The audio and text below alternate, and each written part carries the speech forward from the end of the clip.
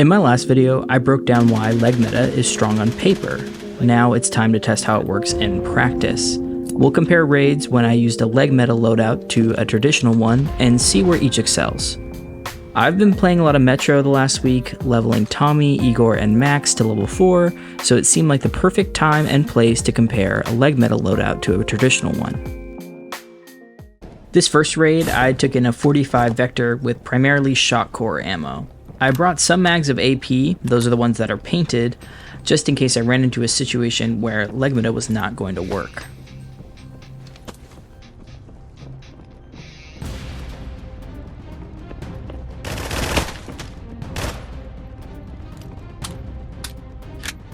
Yeah, I'm gonna go left so that of us, you know. Oh, wow, fuck. Holy shit, I didn't see him at all. It might be good. I think they're tier 4 or tier 5, I can't tell.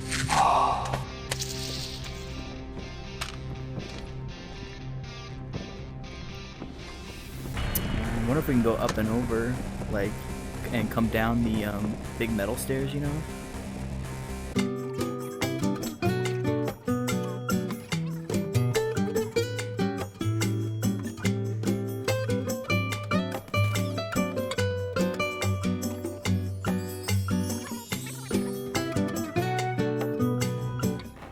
Just jumped a bunch, so they probably heard me.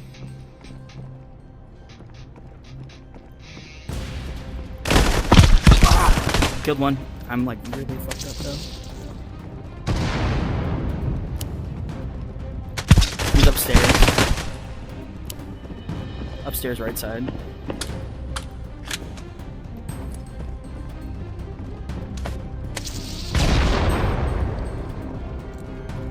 His boy's here, so like he's not.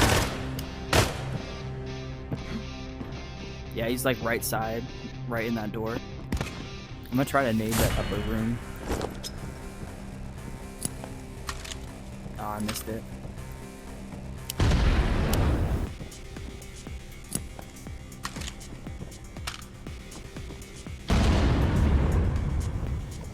So I ran out of nades and decided to start looting my kill to see if he had any extra nades.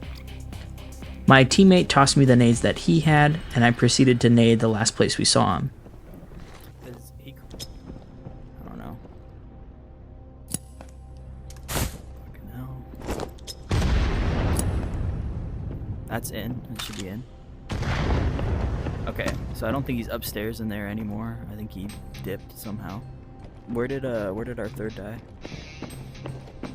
So at this point, we decide to give up on the guy in medical and focus on packing up our teammate who died out in the open by the central gate. Yeah.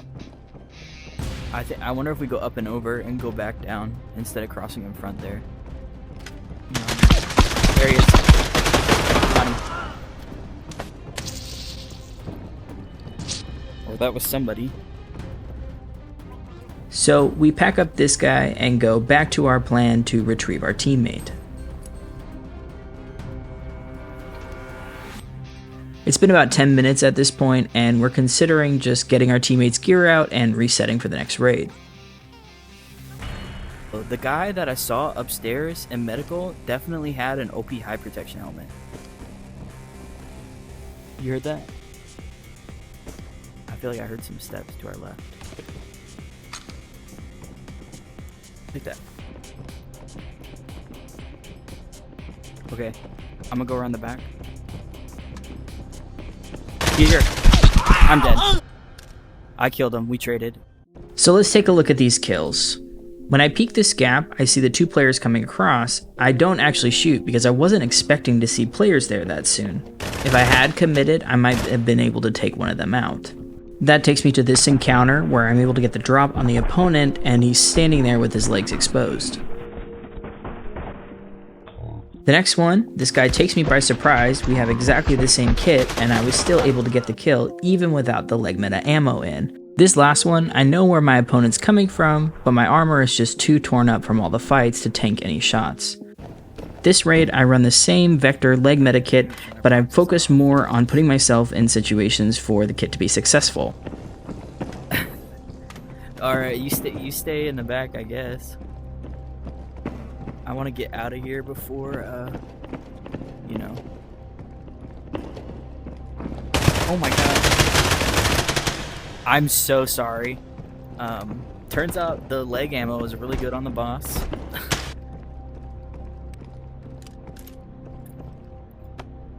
Have we even heard any other players or no?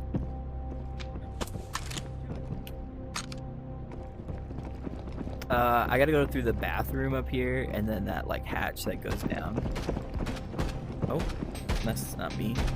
I think it's this one. Yeah, there we go. And then I gotta go down here. Oh, that's not us. I want to open armory, but like I have a bad habit of getting stuck in there, like with other players, so I'm trying to get all that.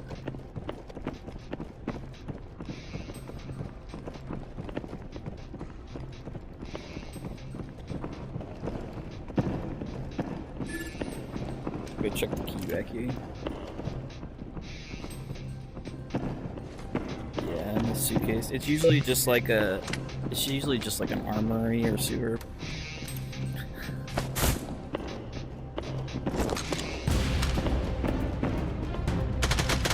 Whoa. Got one.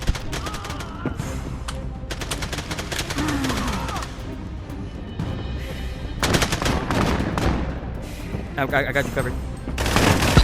Dead. Woo!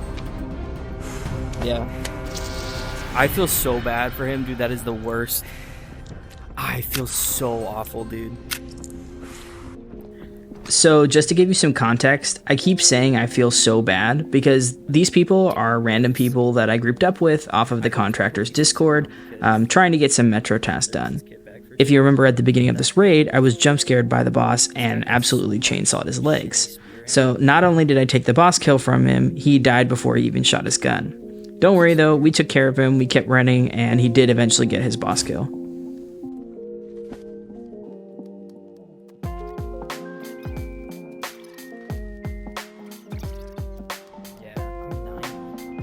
So these two kills are almost textbook leg meta kills. What helped was being aggressive and pushing against both opponents before they pushed against us. Keeping at close quarters like this meant that there was no cover that they could run to before I could secure the kill. This raid I'm using what I would call a classic Metro kit. I'm using an HK with M856A1 and I have a mag of M995 I got from a safe. Two players right here. They just went in. They're pretty kitted.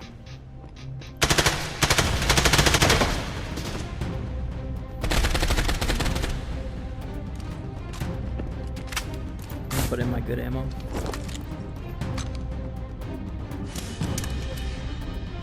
They're smoked on us. Yeah.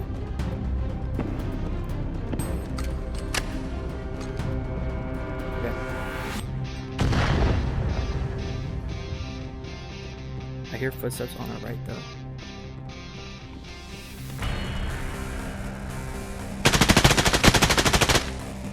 One here. Got one.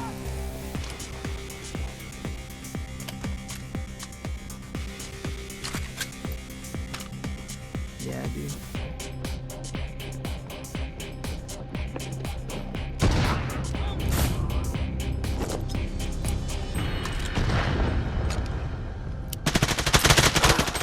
I got him.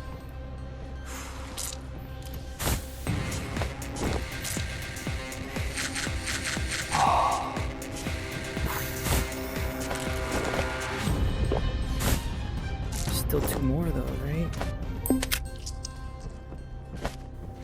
So now I have to figure out how to pack up the two guys I just killed, my teammate, oh, and I also killed the Metro boss.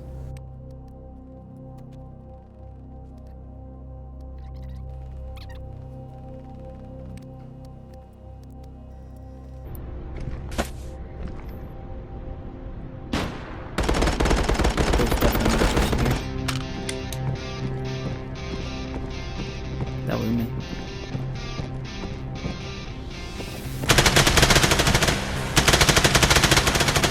Boom.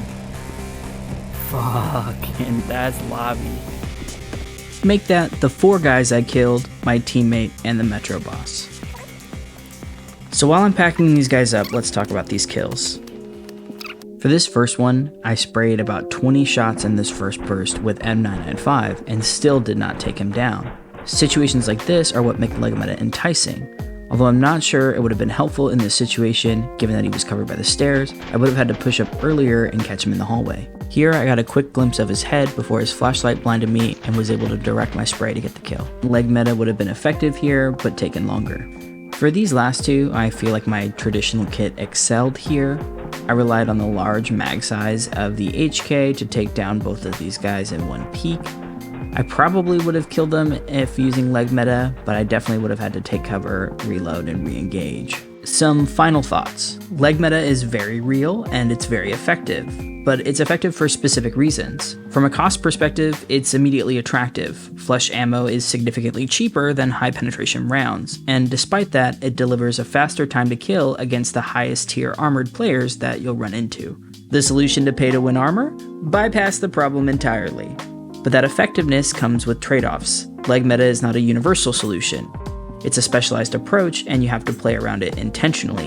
You need to position and take fights in a way that favors close range and getting your opponent out in the open. If your normal playstyle already leans aggressive and tight-angled focus, that adaptation might feel natural. If you're used to longer sight lines, passive holding, or flexible engagement ranges, it can feel restrictive.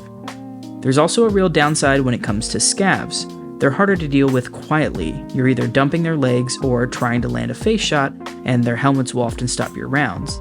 That can turn what should be a quick shot into a longer or louder engagement, which matters if you're trying to flank, rotate, or control information across the map.